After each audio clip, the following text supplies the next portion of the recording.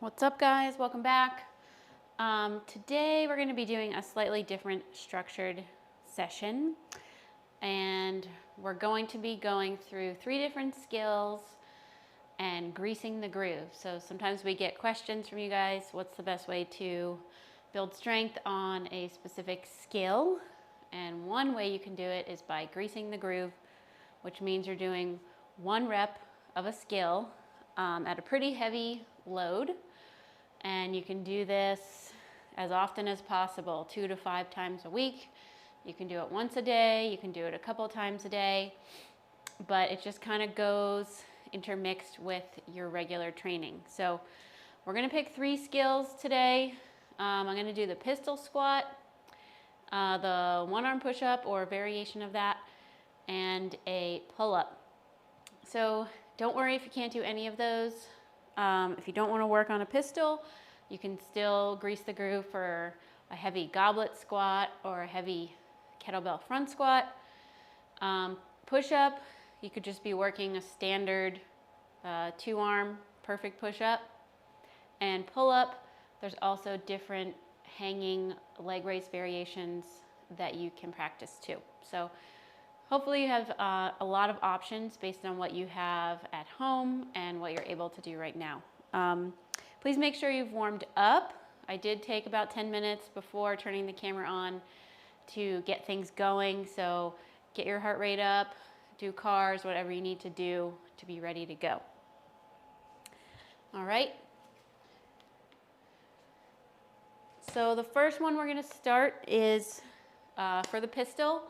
But I still do specific warm-up drills for each skill. So you're going to take a light bell and we're going to go down to the bottom of our squat. So you'll hold the bell at your chest. You're going to come all the way down. Rest your elbows on top of your knees. And we're going to hang out for about a minute. So you can pry. You can take some breaths.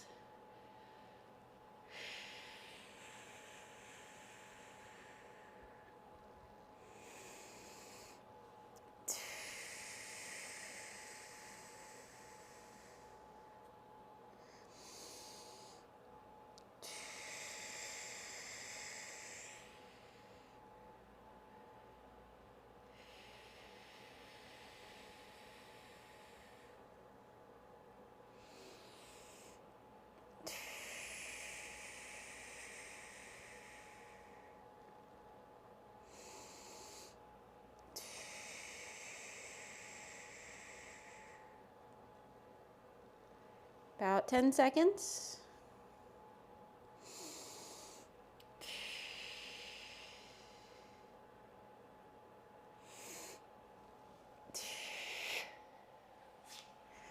All right. Second thing we're going to do is same thing, hang out at the bottom of a squat, except we're going to have our feet and knees much closer together. So if you can get them to touch, that's great. If not, just get them as close as you can. And you're still going to use that counterweight. Shouldn't be too heavy. I'm using a 10 kilo, so anywhere like 8 to 12 kilos should be good. So you're going to squat down, bring the bell in front.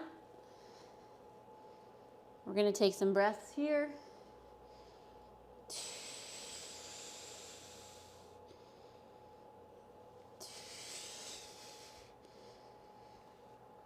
You can have your arms bent or straight.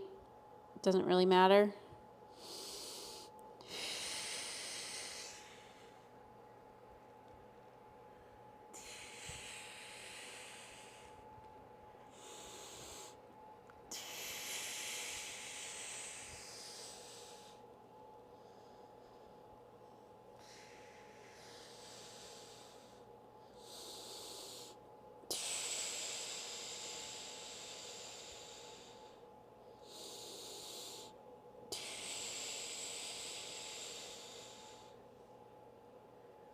Ten seconds.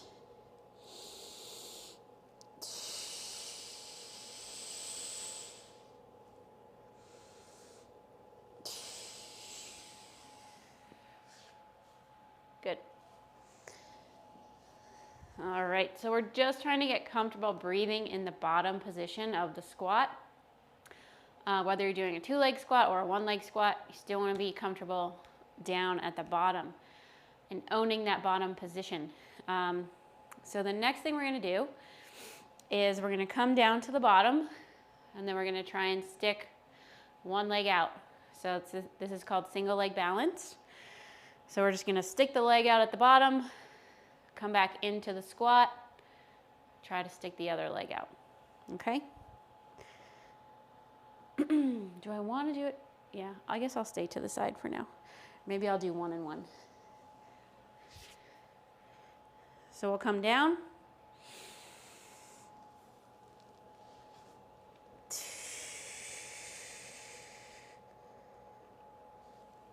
Come back into your squat.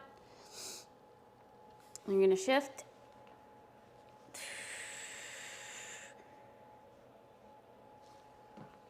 Come back into your squat.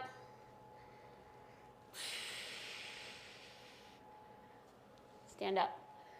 Okay? So I'll do that again facing you guys. In terms of how long you hang out at the bottom, I try to at least count to 5. But you'll notice it's a challenge to keep that one leg straight out. Super normal if your quads are cramping. When I first started training this, my quads would cramp immediately. So if that happens, don't worry. We'll do one more. You're going to come down. Try and get one leg out.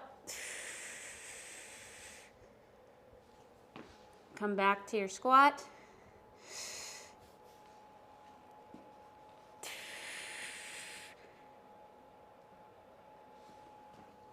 Back to your squat.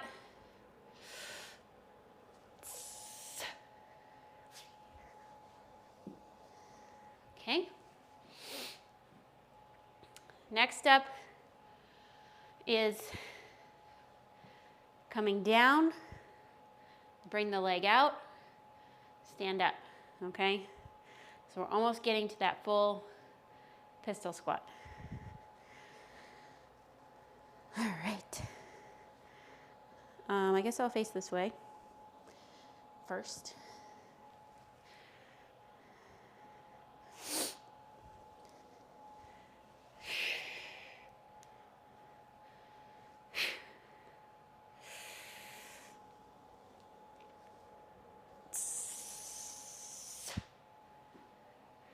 So we came down, stuck our leg out, stood back up.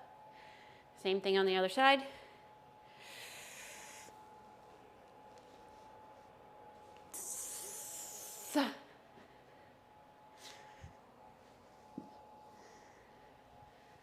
Cool? We'll shake it out. Then we'll go for the full thing. So ideally you're trying to break parallel. If you can get all the way down to the bottom position, that's ideal. And ideally your opposite leg does not touch the floor throughout. So we're trying to keep it straight out in front. It's important to breathe. So you want to inhale, hold that brace as you go down. You can exhale as you're standing up or just at the very top. All right. So we'll try to go for the full thing.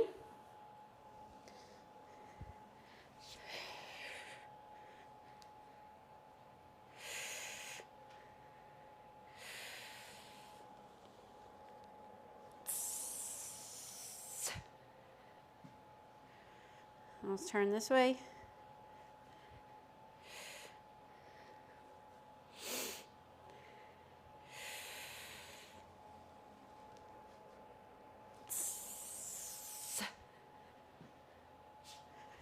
All right. So that could be your grease the groove. If you feel like whatever weight you were using was pretty light, your official grease the groove would be with a heavier weight. So this is a 10 kilo. If I try to grab a 16, I think it's hidden over here. this is going to be considerably more challenging. So my official grease the groove would be 1 rep with my heavy weight, somewhere 80 to 85% intensity, or something that you could probably only do sets of 1 to 3 with the buffer zone, of course.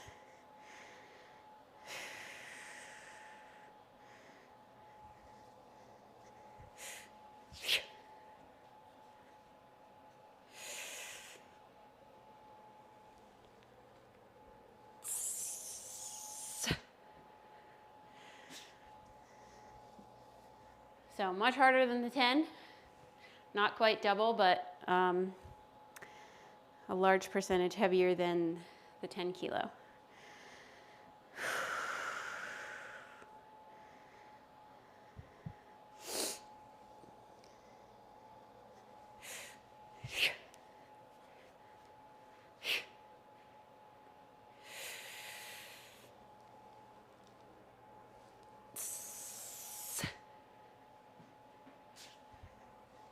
Cool.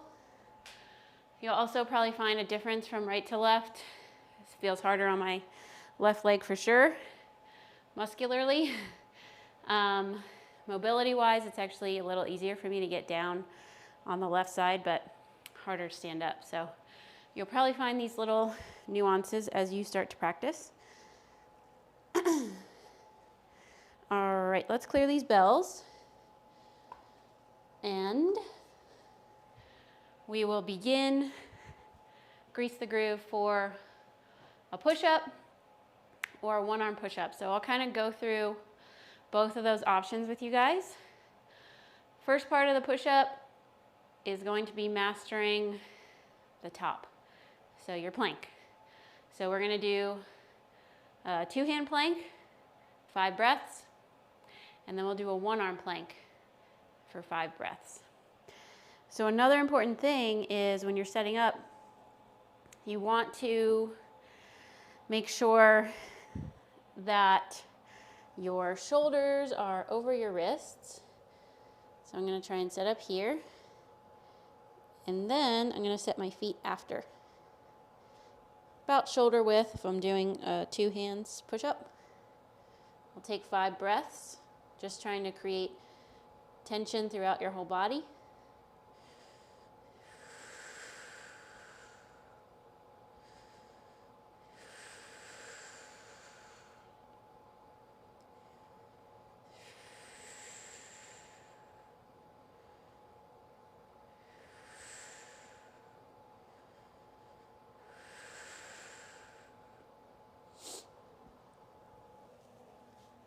Cool?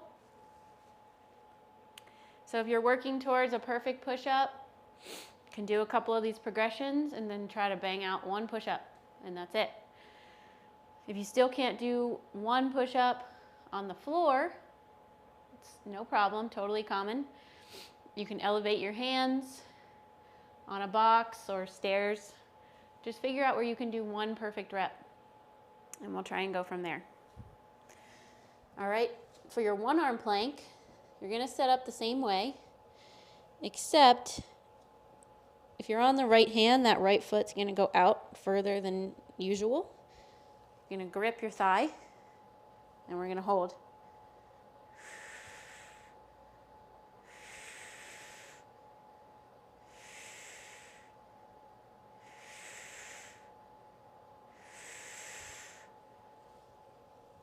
We'll come down. We'll do the same thing on the other side. So if I'm setting up on the left, I'm going to bring that left foot out slightly further.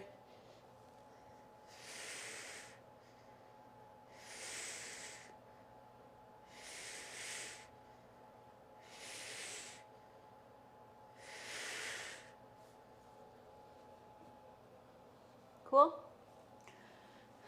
So then you might want to experiment with different heights.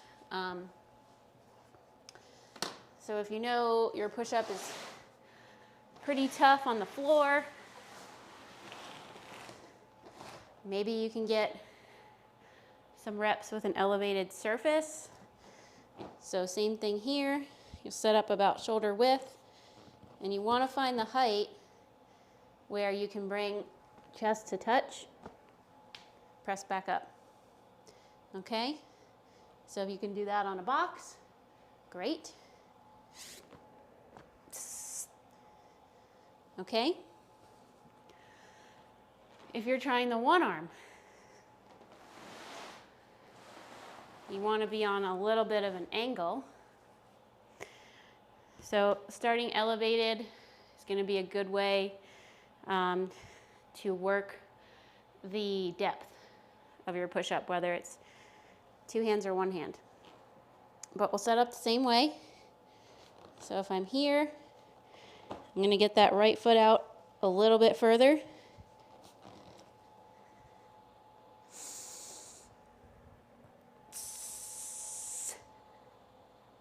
Okay. Take a break.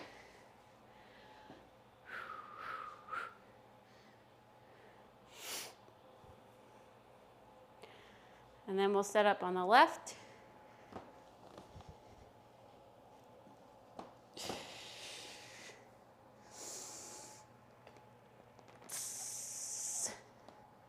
So lefty needs a little more help. I should probably get a higher box just to do my left side. Righty, I can go a little bit lower. And that's okay. You might find differences from one side to the other. Generally, everyone has a dominant side, so that's going to be okay. But greasing the groove, we're just trying to do one challenging rep, okay? So kind of have to work your way up to find out where that is, and then find your most challenging spot that you can do for one. Cool? All right.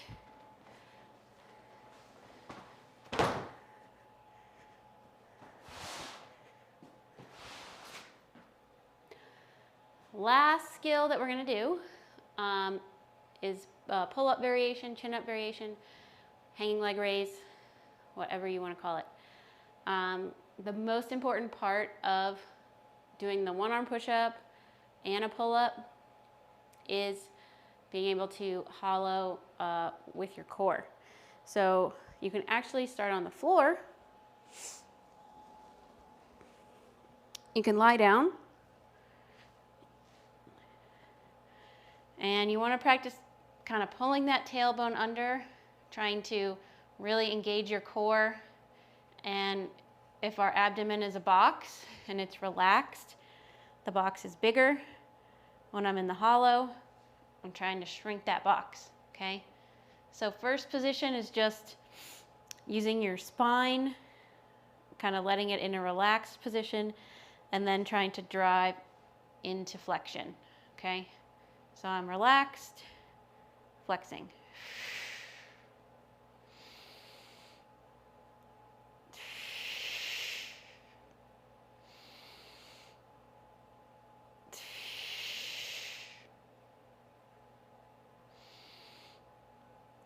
I want to keep that in mind. I'm going to try and bring my arms overhead and lift my feet.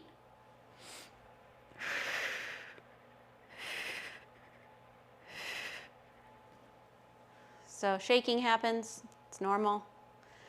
Still trying to drive that hollow position. So when I lift my legs, I'm going to really squeeze my legs together, squeeze my butt, and try and shrink that box, okay? So we'll do one more.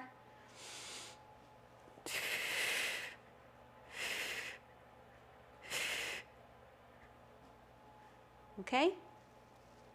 Next position, you're going to sit up. You'll have your hands at your hips, and we're going to try and find that hollow position again. So you're still going to pull under, try to shrink the box. You're going to lift your hips.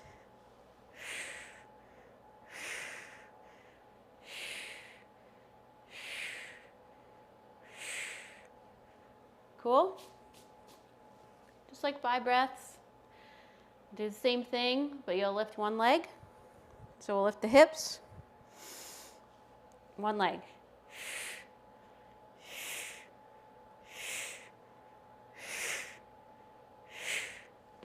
Good. You might get a cramp. It's happened to me. We'll do same thing.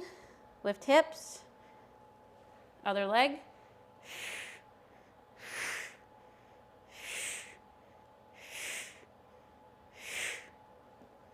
Good.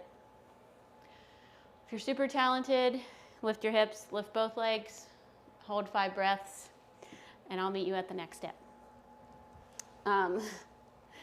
Once you transition from the floor, you're going to need a bar or rings, totally fine. But first you'll want to master hanging from the bar in a hollow position. So if I'm here, I'm going to hang, tilt my pelvis, squeeze my legs, squeeze my butt.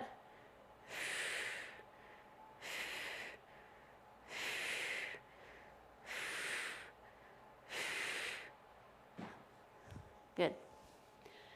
For some of you, that's going to be your grease the groove, is hanging in that hollow position.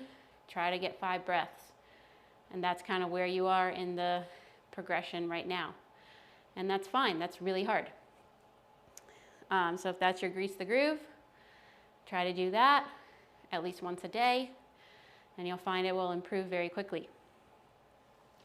Next step is going to be knees up. So you'll get here, hollow.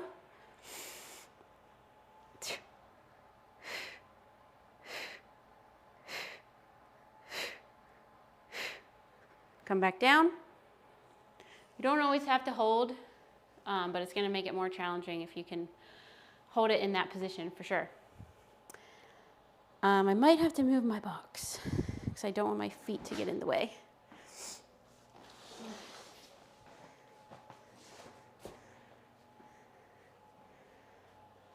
Next one, we're just going to try and get our feet to about a parallel position, so somewhere around 90 degrees, and then we'll come back down. I'll try and jump up. Hollow.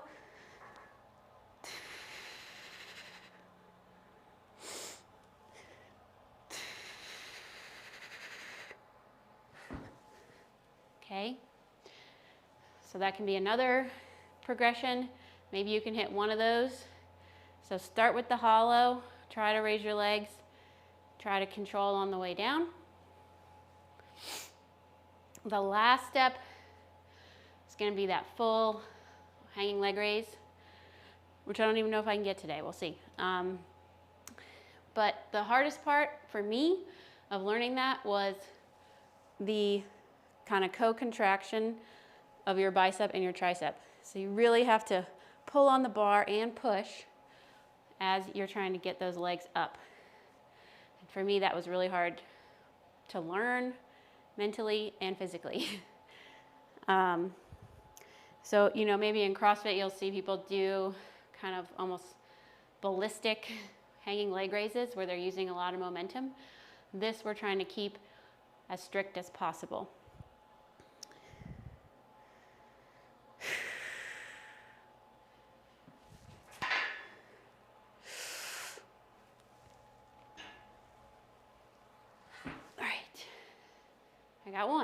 Got one today. So that would be a grease the groove. One hanging leg raise, super tough. And then I would move on. If pull-ups, if you can get one pull-up right now, or one chin-up, grease the groove with that.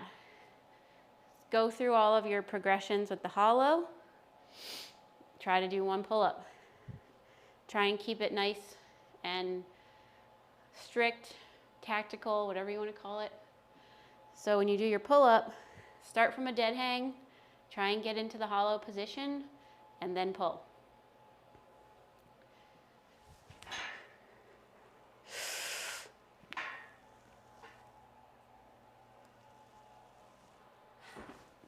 Okay, you can have your hands this way, you can have them this way.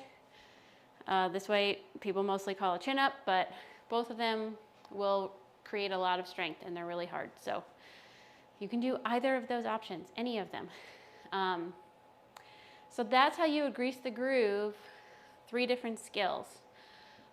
This took us about 25 minutes. Once you get the hang of it, you can go a little bit faster through the warm-up progressions and then just bang out your 1 challenging rep and move on. Or maybe that's your training for the day if you don't have a lot of time. Still really, really good stuff. All right, guys, drop me a note when you finish this. Let me know if you hit a PR or if you tried something new, and we'll see you next time. Bye.